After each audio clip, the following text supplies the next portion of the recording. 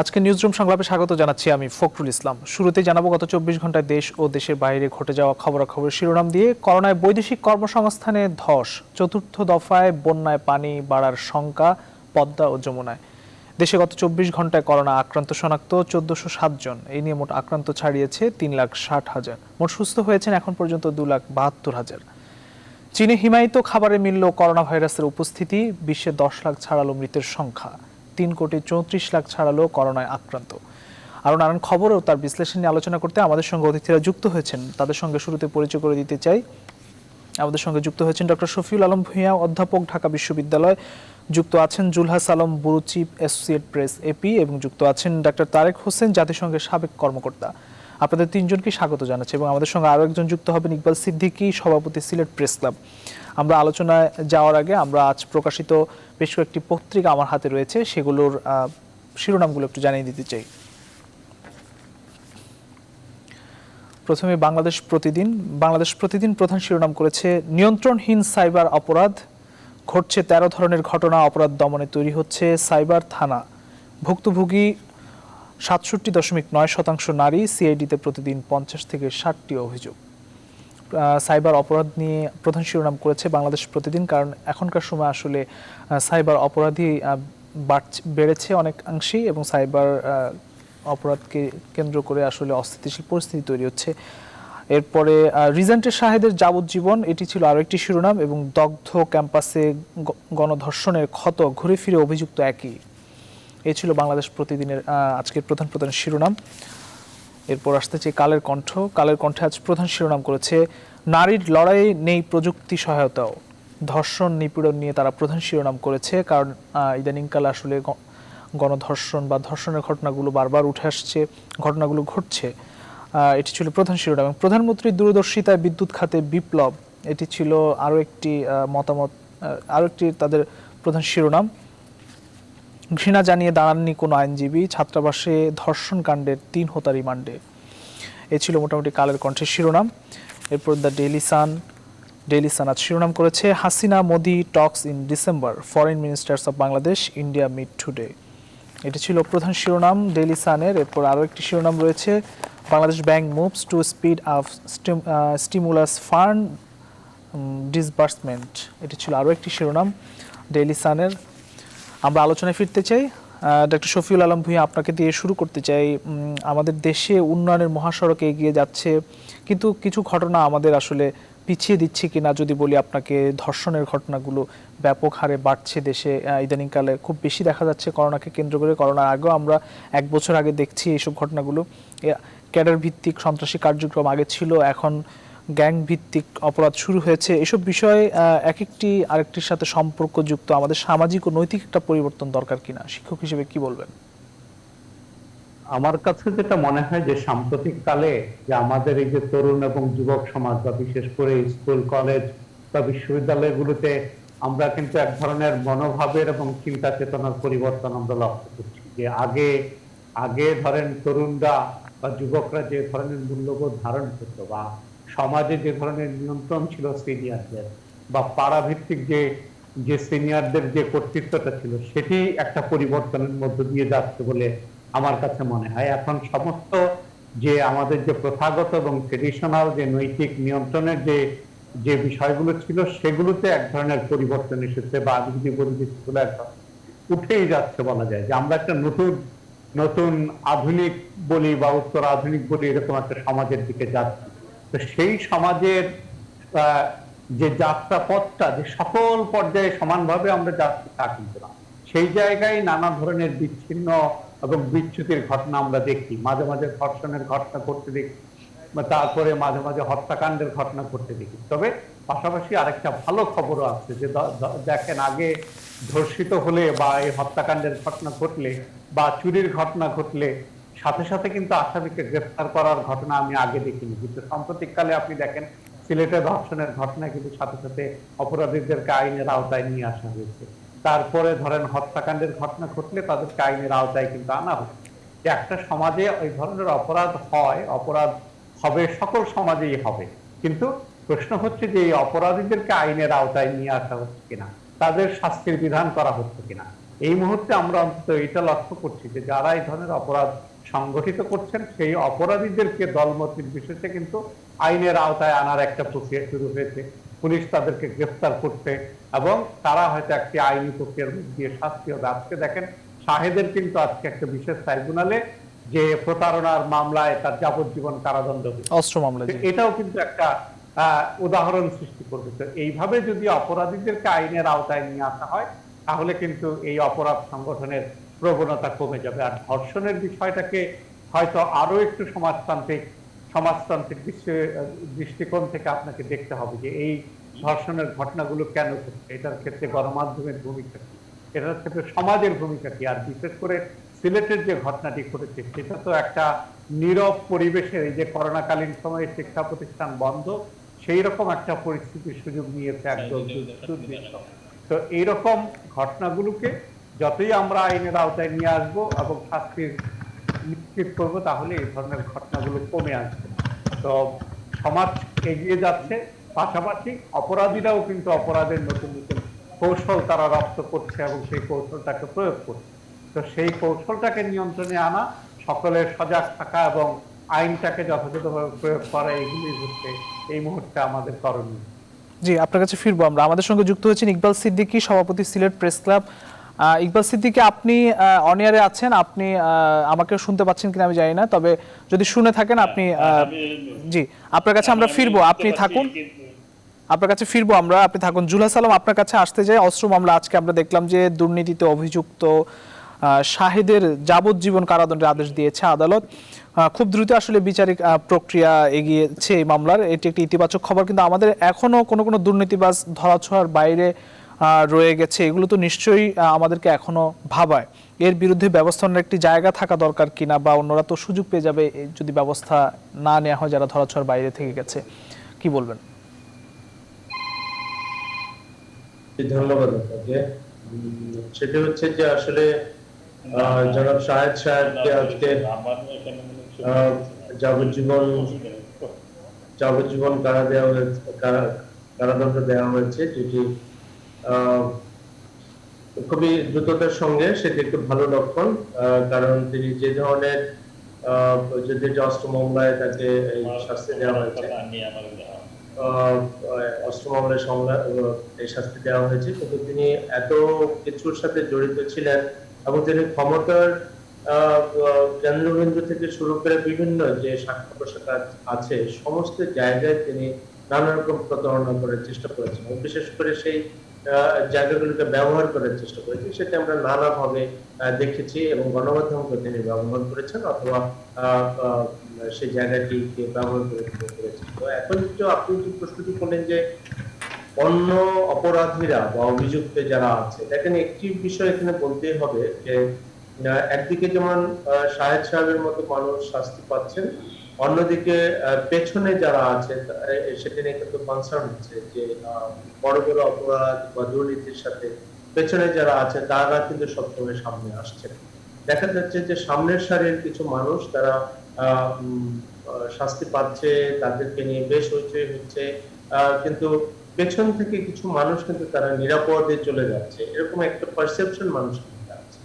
সেই বাস্তবতাটাকে মাথায় রেখে আমাদেরকে এক ধরনের চিন্তা করতে হবে। কারণ সমাজ থেকে যদি দুর্নীতি মূলোৎপাটন করতে হয় তাহলে আপনাকে সার্বিক বা সামগ্রিক চিন্তার জায়গা থেকে সেটি করতে হবে, সামগ্রিক ব্যবস্থাপনার জায়গা থেকে সেটি করতে হবে।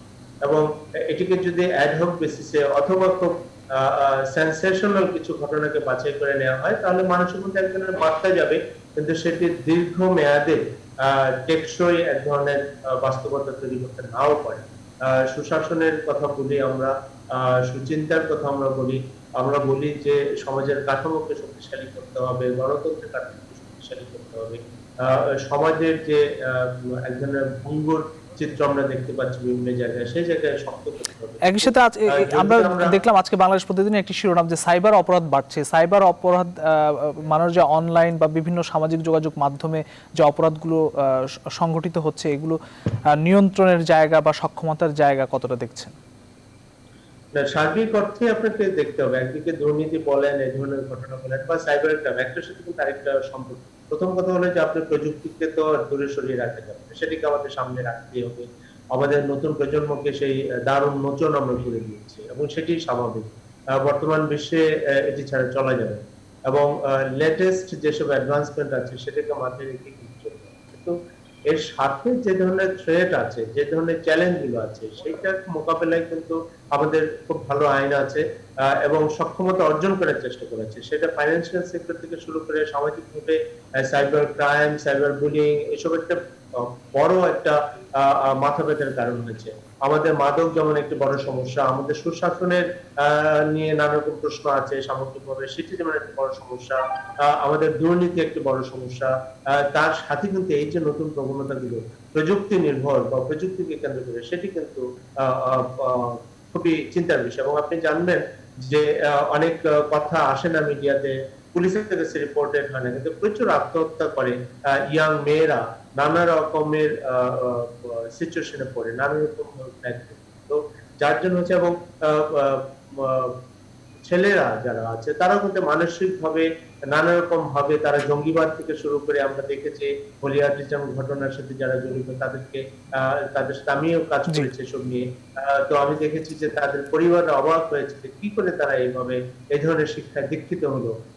সেটির প্রাথমিক পথ কিন্তু ছিল এই সাইবার জগৎ বা ডিজিটাল ওয়ার্ল্ড। তো আমরা যেহেতু প্রযুক্তিকে আমাদের বরণ করে নিতে হবে, পাশাপাশি যেসব চ্যালেঞ্জ গুলো এসব আছে, নিয়ন্ত্রণেও যেসব নিশ্চয়ই অপরাধ চ্যালেঞ্জ রয়েছে এবং সেগুলো নিয়ন্ত্রণে নিশ্চয়ই আইন শৃঙ্খলা বাহিনী তৎপর রয়েছেন এবং সামনের দিনগুলোতে আরো বেশি তৎপর হন। আপনার কাছে ফিরবো আমরা একটু ইকবাল সিদ্দিকীর কাছে যেতে চাই।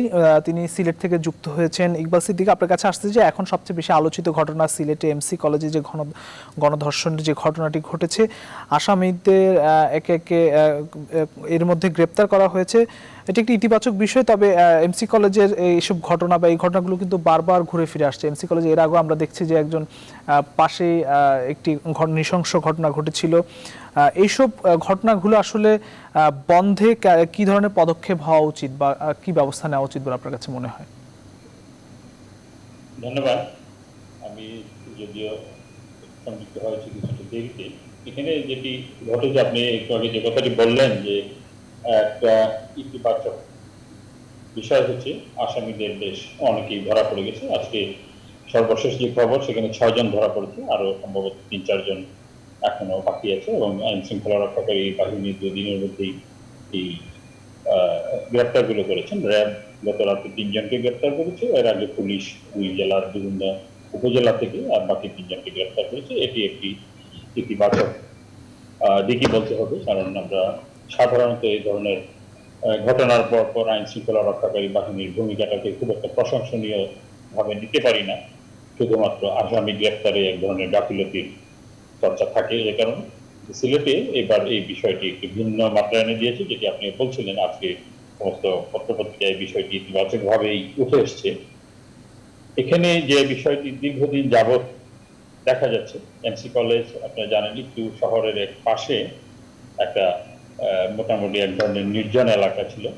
সেখানে প্রায় প্রতিদিন প্রচুর মানুষ সকাল বিকাল ঘুরতে যান। আশপাশে বেশ চমৎকার প্রাকৃতিক দৃশ্য, এখানে কৃষি বিশ্ববিদ্যালয়, ভেটেরিনারি ইনস্টিটিউট সহ প্রচুর প্রতিষ্ঠান আছে, ইকো পার্ক আছে। এখানে সিলেটের মানুষ যেভাবে ঘোরেন সেভাবে অন্যান্য জায়গা থেকে প্রচুর মানুষ সকাল বিকাল ওই এলাকায় যান। এবং এখন যেটি শোনা যাচ্ছে ছোটখাটো ঘটনা কিন্তু প্রায়ই সেখানে ঘটছে, এবং ভয়ে অনেকেই মুখ খুলছিলেন না।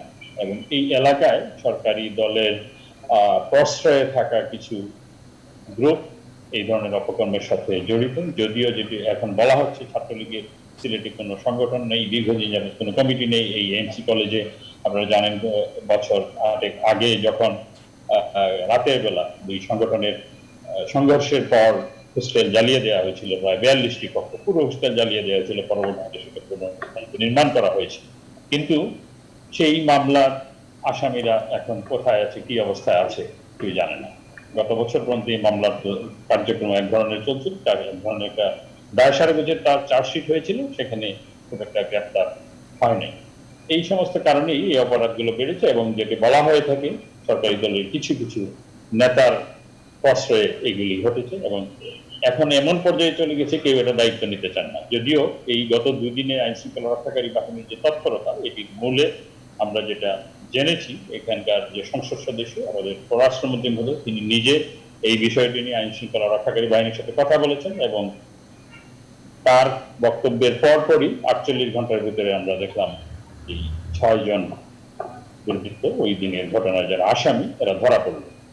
এটি এক ধরনের আপাতত স্বস্তির ব্যাপার, কিন্তু শেষ পর্যন্ত যদি এদেরকে শাস্তির আওতায় আনা না যায় আইনানুগ পন্থায়, সেখানে মানুষের মধ্যে ক্ষোভের মাত্রাটা বোধহয় আবার বাড়বে। যদিও সরকারি দলের নেতারা তারা নিজেরাই, দায়িত্বশীল নেতৃবৃন্দ যারা, তারা নিজেরাই বিভিন্ন মিছিল মিটিংয়ে উপস্থিত হচ্ছেন, বক্তব্য দিয়েছেন, স্পষ্টভাবে তারা বলেছেন, তারা বিশেষ করে মহানগরের সভাপতি এবং সাধারণ সম্পাদক, জেলা সাধারণ সম্পাদক, তারা স্পষ্টভাবেই বলেছেন কোনোভাবে এদেরকে তাদের প্রশ্রয় দেওয়ার কোনো সুযোগ নেই। পাশাপাশি ছাত্রলীগের কোনো সংগঠন, আমরা আশা করতে চাই যে দ্রুতই তাদেরকে বিচারিক প্রক্রিয়ায় শাস্তির আওতায় আনবে। আমরা আপনার কাছে আবারও ফিরবো, আমাদের সময় একদম শেষ দিকে চলে আসছি। আমরা ডাক্তার তারেক হোসেন আপনার কাছে আসতে চাই, একটু করোনা প্রসঙ্গ নিয়ে কথা বলতে চাই। একটি খবর দেখলাম যে চীনে হিমায়িত খাবারে করোনা ভাইরাসের উপস্থিতি পাওয়া গেছে। এই তো আসলে খাবারে যদি এই ধরনের করোনা ভাইরাসের উপস্থিতি পাওয়া যায়, তাহলে তা এটি আমাদের সকলের জন্য আসলে একটু উদ্বেগের বিষয়। এক্ষেত্রে আসলে কি বলার আছে? জি, এটা এই খবরটা একটা উদ্বেগের ব্যাপার, কারণ ঠান্ডার মধ্যে আমরা বলি যে একটা আলোচনা করছে, আমাদের নেত্রী কিছুদিন আগে বলেছেন শীতকালে প্রকোপ বেড়ে যাবে। সাইন্টিফিক এভিডেন্স আছে যে শীতকালে ভাইরাসটা সার্ভাইভ করে বেশি দিন, আরো এটা শীতকালে দেখা যায় ফ্লুগুলি বেশি। এই যে ঠান্ডা খাবারের মধ্যে যে ভাইরাসের পাওয়া গেছে, আমি যেটা জানতে পারলাম যে খাবার এখন আর চীন থেকে তারা বাইরে পাঠাচ্ছে না খাবার, সেটা বন্ধ রাখা হয়েছে। এটা কিন্তু খুব রিস্কি। আপনাদের মনে আছে না, কোরবানির সময় কিছুটা তার বলা হয়েছিল আমাদের অ্যাডভাইজারি কমিটি থেকে যে ওই গরুর মাংস যখন ফ্রিজে রাখা হবে বা যে কোনো ধরনের, সেটাকে যেন ধুয়ে রাখা হয়, যেন ভাইরাস সহ ফ্রিজের মধ্যে ঢুকিয়ে রাখা না হয়, তাহলে ভাইরাসটা ওখানে সার্ভাইভ করে যাবে। এইরকম আমাদের মানে ভাইরাসের হুমকি সব দিক দিয়ে আছে। এটা একটা অতি ভয়ঙ্কর ভাইরাস। আমার মনে হয় আমাদের যে জীবনযাত্রার যে পরিবর্তন আসছে সেটা মেনে নিতে হবে। আমাদের এই নিউ নর্মালসি যেটা আসছে সেইটার সাথেই বসবাস করতে হবে। আর এর আমাদের প্রত্যেকটা পদক্ষেপে দেখেন আজকে 32 জন মারা গেছে, এবং সবচেয়ে কি হলো তার মধ্যে 25 জন ঢাকা জেলাতে, মানে বৃহত্তর ঢাকায়, আর বাকিগুলি অন্য, যেমন কিসের মধ্যে বরিশালে কেউ মারা যায়নি, তারপর রংপুরে, ঢাকা জেলা, ঢাকাতে বৃহত্তর জেলায় 25 জন মারা গেছে। আমাদের এই ইনফেকশন রেট কিন্তু কমে যাচ্ছে না।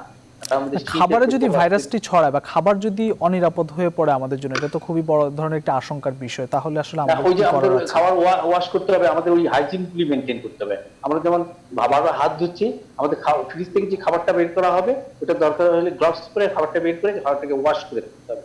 এই ধরনের ইনস্ট্রাকশনগুলি এনজিওতে আমি শুনলাম যে দেওয়া হচ্ছে, খাবার কিভাবে হ্যান্ডেল করা হবে। আমরা মন্ত্রণালয় দেবে বা দিচ্ছে যে এই খাবার হ্যান্ডেল করা, এটা কিন্তু খাবারের মাধ্যমে ছড়া যাচ্ছে। ফ্রিজে যখন রাখা হচ্ছে, আমি আবার বললাম, ভাইরাস সহ রাখা হলে সেটা কিন্তু ভয়ঙ্কর হয়ে যাবে। এই ছোট ছোট জিনিসগুলো, এগুলো কিন্তু কি হচ্ছে, ছোট পর্যায়ে নাই, কারণ এগুলো জীবন হরণ করে ফেলে মানব জীবনে, মানে ছোট্ট একটা কিসের কারণে। আমাদের এই ব্যাপারে কেয়ারফুল হবে। আমি এই ফোরামের মাধ্যমে আমাদের দেশের সবাইকে অনুরোধ করবো যেন আমরা এখন তো ইনফরমেশনের যুগ, সব জায়গায় ইনফরমেশন আসছে, আমরা দরকার হলে ইনফরমেশন বাইর করবো যে কি হতে পারে, এবং সেটা আমাদের যাদের কাছে ইনফরমেশন পৌঁছানো দেওয়ার কথা, আমাদের প্রতিবেশী, আমাদের যারা কর্মজীবী মানুষ, তাদের কাছে যে যতটুকু পারে ইনফরমেশন গুলি পৌঁছে দেওয়া। কারণ সবাই মিলিত বাঁচতে হবে। এটা এমন একটা ইন্টারলিঙ্ক যে আমি বাঁচলেই হবে না, আমার প্রতিবেশী যে না বাঁচে তাহলে আমিও বাঁচি। যে আপনার কাছে আমরা এই বিষয় নিয়ে আবারও কথা বলবো, আমরা ফিরবো। ডক্টর শফিকুল আলম ভূঁইয়া আপনার কাছে আসতে, যে করোনার সবচেয়ে বেশি ক্ষতিগ্রস্ত জায়গা হচ্ছে মানুষের যে জীবিকার জায়গা, সেখানে প্রত্যেকের জীবনে এটি একটি প্রভাব পড়েছে, কাটিয়ে ওঠার চেষ্টাও চলছে, তাও সীমিত পরিসরে। সবকিছু আসলে পুরোদমে জীবিকা চালু করা সম্ভব এখন হচ্ছে না, এখনো করোনার সংক্রমণ যেমন থেমে নেই। সেক্ষেত্রে বৈদেশিক কর্মসংস্থানে একটি বড় ধরনের ধস নেমেছে, যেখানে এর আগের বছরও আমরা করোনার আগের বছর আমরা 4 লাখের বেশি বাংলাদেশি প্রবাসে গিয়েছে, কর্মসংস্থান হয়েছে, যেখানে এই বছর 7 লাখের মতো বাইরে যাওয়ার একটি সম্ভাবনা ছিল, কিন্তু সেখানে মাত্র 80,000 যেতে পেরেছে। তাও সবকিছু মিলিয়ে আসলে সংকট নিরসনে আপনার পর্যালোচনায় কি বলতে চান? যেমন দেখেন, আপনি যেমনটি বললেন যে করোনার কারণে তো সকল দেশের অর্থনীতি একটা শঙ্কার মধ্যে পড়েছে। অর্থনৈতিক প্রবৃদ্ধির জায়গাটি যদি আপনি দেখেন যে অনেকেরই প্রবৃদ্ধি কিন্তু নেগেটিভ পর্যায়ে চলে গেছে, সেই দিক থেকে বাংলাদেশের অর্থনীতির আজকের গণমাধ্যমে যে হিসাবটা দেখলাম, বাংলাদেশের অর্থনীতি তুলনামূলকভাবে ভালো। বাংলাদেশের প্রবৃদ্ধিও কিছুটা সংকুচিত হয়েছে, কিন্তু অন্যান্য দেশের তুলনায় এই সংকোচনের মাত্রাটা কম, যেই তথ্য আমাদের হাতে এসেছে। তো সেক্ষেত্রে প্রবাসে বাংলাদেশের বৈদেশিক আয়ের একটা গুরুত্বপূর্ণ জায়গা হচ্ছে রেমিটেন্স। সেই রেমিটেন্সটা আসে হচ্ছে প্রবাসীদের আয় থেকে। তো অনেক প্রবাসী বিদেশে যাওয়ার চেষ্টা করছেন। যাদের চাকরি এখনো আছে তারা তো চাইলে যেতে পারবেন, তাদের ক্ষেত্রে সমস্যা যেটা হচ্ছে যে ফ্লাইট জটিলতা হচ্ছে, ভিসা সংক্রান্ত ঝামেলা হচ্ছে। তো সেগুলো পররাষ্ট্র মন্ত্রণালয় যদি আরো একটু তৎপরতার সাথে, পররাষ্ট্র মন্ত্রণালয় এবং স্বাস্থ্য মন্ত্রণালয় এবং বেসামরিক বিমান চলাচল কর্তৃপক্ষ, বিমান মন্ত্রণালয়, এই তিনটার একটা সমন্বয় দরকার, যাতে যেই প্রবাসীরা চাকরির জন্য বিদেশে যেতে চাচ্ছেন তারা যাতে যথাসময়ে বিমানের টিকিট পান এবং প্রয়োজনে যেই দেশগুলোতে তারা যাবেন সেখানে নেগোশিয়েট করা আমাদের ফ্লাইট যাতে চলাচল করতে পারে। বিমান অবশ্য সৌদি আরবে নামার পারমিশন পেয়েছে, এরকম অন্যান্য আরো মিডল ইস্টের দেশগুলোতে বিমান যোগাযোগটাকে সচল করা, পাশাপাশি অন্যান্য যে ফ্লাইটগুলো চলছে সেগুলোতেও যাতে বাংলাদেশি প্রবাসীরা যেতে পারে। সেক্ষেত্রে আমাদের যে মন্ত্রণালয়গুলো এটার সাথে সম্পৃক্ত, তাদের একটা সমন্বিত উদ্যোগ দরকার। কারণ গত কয়েকদিনে আমরা যেটা দেখেছি যে করোনা সার্টিফিকেট হাতে নিয়ে কেউ কেউ এয়ারপোর্টে যেতে পারছে না, কেউ কেউ এয়ারপোর্টে যাওয়ার পরে পাচ্ছে। এগুলোতে একটু যদি সমন্বয় করে যথাসময়ে করোনার সার্টিফিকেটটা তাদের কাছে পৌঁছে দেয়া, তারা যাতে বিমানটা ধরতে পারে এবং তাদের কর্মস্থলে পৌঁছাতে পারে, সেক্ষেত্রে একটু সতর্কতা দরকার। আর যারা কর্মহীন হয়ে পড়েছেন তাদের জন্য সরকারের দিক থেকে কি ধরনের ব্যবস্থা করা যায়, যে সাময়িক তাদেরকে স্বল্প সুদের ঋণ দেওয়া বা তাদেরকে কোনো বিকল্প ব্যবস্থায় যদি তাদেরকে কোনো প্রোটেকশন দেওয়া যায় সেটি ভেবে দেখা। সরকার তো নানা ধরনের উদ্যোগ নিয়েছে এই করোনাকালীন সময়ে মানুষের যে জীবন এবং জীবিকা রক্ষার্থে। সেক্ষেত্রে এই প্রবাসীদের যারা চাকরিচ্যুত হয়েছেন তাদের বিষয়টি যদি আরেকটু সক্রিয়তার সাথে বিবেচনা করা হয়, আমার ধারণা যে তারাও হয়তো উপকৃত হবে। জি, আমরা বুঝতে পেরেছি। ধন্যবাদ আপনাকে। জুলহাস আলম, যে আমরা আজকে দেখলাম যে কয়েকদিন ধরে আমরা দেখছি যে ভিসার মেয়াদ বৃদ্ধি নিয়ে সৌদি প্রবাসী যারা আমাদের রেমিটেন্স যোদ্ধা, কয়েক হাজার প্রবাসী একবার দেখলাম টিকিট নিয়ে একটি তারা আন্দোলন করেছে। আজকে ভিসার মেয়াদ বৃদ্ধি নিয়ে মন্ত্রণালয় কথাও বলেছে, সেখানে 24 দিন বাড়ানো হয়েছে। কিন্তু এই সময়ের মধ্যে যে তাদের টিকিট কিংবা তাদের যে ফ্লাইট জটিলতা, সম্ভব হচ্ছে না তাদের সেখানে পৌঁছানো। কর্মসংস্থানের সংকট তো রয়েছে। সবকিছু মিলে আপনার মন্তব্য জানতে চাই, একটু সংক্ষেপে যদি বলেন। সৌদি আরব আমাদের জন্য অত্যন্ত গুরুত্বপূর্ণ একটা ডেস্টিনেশন, বিশেষ করে আমাদের শ্রমিকদের জন্য। আমরা জানি যে প্রায় সেখানে 22 লাখের মতো বাংলাদেশি শ্রমিক আছে। এখন যেটি হচ্ছে যে এই প্রায় 1 লক্ষ শ্রমিক যারা এসে আটকা পড়েছে, তাদের ভিসা আছে এবং তাদের যাওয়া নিয়ে একটি ভালো সংবাদ যে 24 দিন বাড়ানো হয়েছে এই কাম্মা যেটি বলা হয়, সেটি অত্যন্ত ভালো খবর। কিন্তু যেটি শফিকুল স্যার বললেন যে এই সমন্বয়হীনতার একটা জায়গা আছে। আর সৌদি আরব মাঝে মাঝে এমন একটা আচরণ করে, তারা সবসময় কিন্তু ন্যায্যতার ভিত্তিতে আমাদের সাথে আচরণ করে না। সেটা রোহিঙ্গা থেকে শুরু করে এই শ্রমিকদের বেলায়। এর আগে আমরা দেখেছি যে সৌদি আরব যখন শ্রীলঙ্কা, ফিলিপিন্স তারা যখন নারী শ্রমিকদের পাঠানো বন্ধ করে দিল বা কমিয়ে দিল নানা রকম অ্যাবিউজের কারণে, তখন সৌদি আরব আমাদের বাংলাদেশের উপর কিন্তু অলিখিত ভাবে এক ধরনের চাপ তৈরি করে যে 2 জন পুরুষ শ্রমিক নেব, 1 জন যদি নারী শ্রমিক পাঠাবো। এরকম কিন্তু অলিখিত অনেক কিছু করেছে। তারপরেও সৌদি আরব আমাদের জন্য অত্যন্ত গুরুত্বপূর্ণ। এখন যে সংকটটি আছে টিকেটের, এটি দ্রুত সমাধান করা উচিত এবং আমি মনে করি যে সরকার চেষ্টা করছে পররাষ্ট্র মন্ত্রণালয়, কিন্তু এটাকে আরো জোরদার করা প্রয়োজন আছে। কারণ তা না হলে আমাদের রেমিটেন্সের কথা আপনি যেটা বলছিলেন, গত কমাসে আমাদের অর্থনীতি অনেকটা গতি হারিয়ে ফেলেছিল। স্বাভাবিকভাবে সারা পৃথিবীর এক চিত্র। $3 বিলিয়ন উপরে গার্মেন্টস এর অর্ডার বাতিল হয়েছিল, সেগুলো কিন্তু আবার ব্যাক করেছে। কিন্তু সংকটটি আবার এখন কিন্তু গার্মেন্টস এর মালিকরা তাকিয়ে আছে যে সামনে ক্রিসমাস সিজনে আবার ভালো অর্ডার পাবে, অলরেডি পাচ্ছে, কিন্তু সেটা পাবে। কিন্তু আরেকটি বিপদ হচ্ছে যে ইউরোপে আপনি জানেন যে অলরেডি সেকেন্ড ওয়েভ কিন্তু চলে এসছে, সেটা নিয়ে ওখানে নানান রেস্ট্রিকশন আরোপ হচ্ছে। আবার যদি সেখানে বড় ধরনের সংকট তৈরি হয় তাহলে কিন্তু আমাদের অর্থনীতি সাফার করবে। একদিকে এডিবি বলেছিল যে এই রেমিটেন্সের ক্ষেত্রে বাংলাদেশ খুব সাফার করবে, কিন্তু সেটিকে ভুল প্রমাণিত করে আমাদের শ্রমিক ভাইয়েরা তারা কিন্তু শ্রমিক ভাই বোনেরা তারা কিন্তু সেটিকে ভুল প্রমাণিত করেছে। বিশেষ করে জুন এবং জুলাই যদি আপনি মাত্রাটি দেখেন, এবং আমাদের রিজার্ভ কিন্তু $37 বিলিয়ন মতো হয়ে গেছে, যেটি যেটি রেকর্ড। তো এই এই জায়গাগুলো থেকে দেখতে হবে।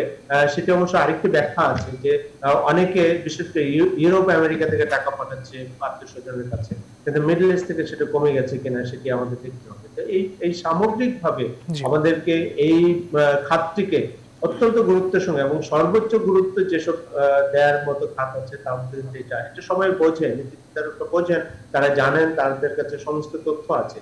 কিন্তু আমাদের এখানে সমন্বয়ের অভাবের কারণে যদি এই মানুষগুলো সাপোর্ট করে, কারণ সোনারগাঁ হোটেলের সামনে 10-20 হাজার শ্রমিক তারা এসে জটলা পাকাবে, তাদের কেউ দেখার নেই, এই চিত্রটা কিন্তু খুব নেগেটিভ একটা বার্তা দেয়।